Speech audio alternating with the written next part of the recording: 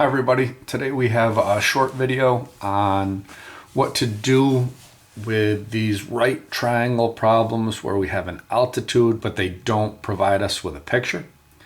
In this specific problem, we're given an altitude to the hypotenuse of a right triangle and we're told that it divides the hypotenuse into two segments.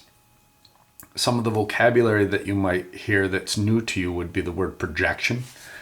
When they talk about the projection of a leg of the triangle, what they're talking about is the space underneath a leg of the large right triangle. So there are two legs that make up this large right triangle, the leg on the left and the leg on the right. The projection of that leg is the part of the hypotenuse that's directly underneath it. So in this diagram right here, the projection of the short leg would be 2, and the projection of the long leg would be labeled x.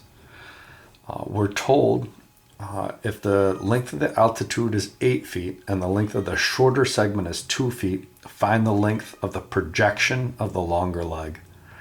So when you draw this triangle, I would strongly recommend that you draw your right triangle with the right angle at the top and intentionally make it so that one of the legs of the right triangle is longer than the other.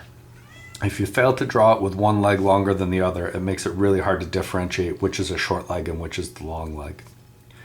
After drawing the right angle at the top, I drop my altitude to the hypotenuse and then I label as they tell me. So since the altitude is 8 feet, the length of the segment that goes from the right angle to the hypotenuse is 8. The short segment, that would be the short segment on the hypotenuse, because the hypotenuse is split into two segments, is 2. And we're asked to find the length of the projection of the longer leg. The projection of the longer leg is the segment underneath the longer leg, so that's x. We're still going to use our 3x3 table with a small, medium, and large for the small triangle, the medium triangle, and the large triangle.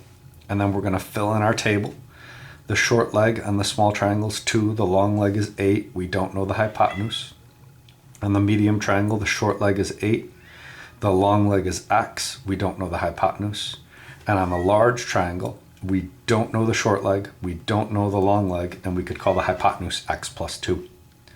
The only proportion that seems to make sense here is 2 over 8 equals 8 over x. So we set that up, cross multiply, and divide to solve.